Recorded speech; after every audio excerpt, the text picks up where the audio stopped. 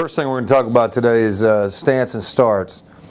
So what we try to teach our guys here as you look at the first player is we want good bend in our knee and that front knee. Try to get your knee over that toe, okay, and nose over toe. We want to have our feet underneath us. Try to keep your toe pointed straight ahead, okay? We don't want that front toe pointed, turned inside, because they're going to have to rotate the toe out to start. But we want to be in a good balanced stance here and be able to drive off without any false steps on that front leg.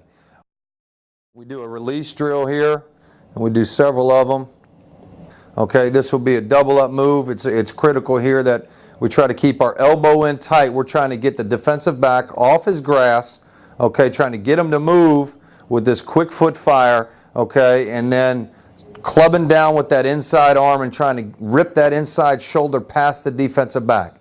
Okay, try to skinny off his hip, stack the defender, and get vertical up the field. Some of our cut drills, which we'll use cones for. Okay, this would be simulating the top end of a comeback route. All right, we want to put that inside foot in the ground, turn that toe, okay, towards the direction that we're going.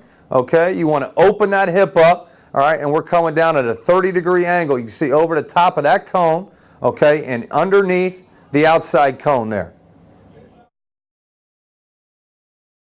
Want to pump our arms at the top of the stem, nose over toes. All right, open that hip up, come back downhill. Good job of beating the drum there by the receiver. That helps slow the feet down. Really ought to be able to come to a complete stop in no more than 4 steps. All right, and it's critical that we open up that hip and snap that head around, locate the football, catch, and finish up the field. Now we're going to get him a couple different balls here. Okay, working both an in cut and an out cut in the same drill. He's got an opportunity to catch. These are 2 square cuts with his inside foot up. Stick that inside foot in the ground, snap the head around, locate the ball around that cone. Okay, again, over the top of the cone, catch and finish up the field. Really good job here of tucking the ball away.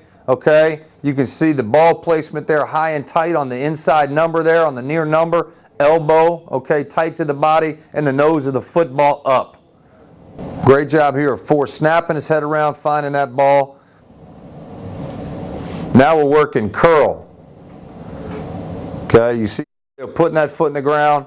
Okay, we're coming back to the ball. All the way back to the ball, putting that outside foot in the ground. Okay, opening that inside hip.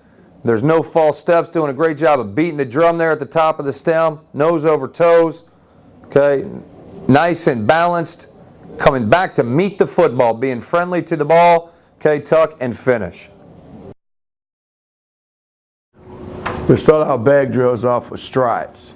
The point of emphasis on this particular bag drill is first and foremost ball security. As you're going to see on all our drills, here we emphasize ball security. We like to practice it, make it a habit, like any technique that we do in football. Of course, in the strides, we love to emphasize high knee lifts. Now, we're going to overemphasize getting our knees up to our chest. The next bag drill we like to do is working with an emphasis on quick feet. Just like the strides, emphasis on ball security as well as directional steps. Again, pad level and body balance is very important. So with a running back. Now this particular bag drill is a combination of the first 2, but with an emphasis on change of direction. Ball security, important, as in all our drills, as I mentioned earlier.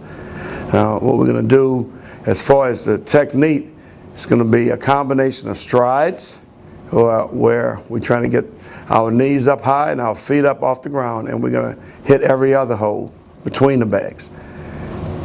And the other emphasis is quick feet, it's like on the previous 2 bag drills. Our rope drill is this drill, I should mention, is not a speed drill. It's basically to work on our running backs opening their hips up. Good running backs should naturally have the ability to stick his foot in the ground and open his hips up. So again, we're going to emphasize ball security, pad level, and body balance as always. Now the patience part comes in this particular drill So whereas when we make the cut, you know, we want to, as we plant our outside foot in the ground, we want to take time to open our hips to change direction. And when we're doing this particular drill, it's very important that we keep a shoulder width base. We don't want to overstride.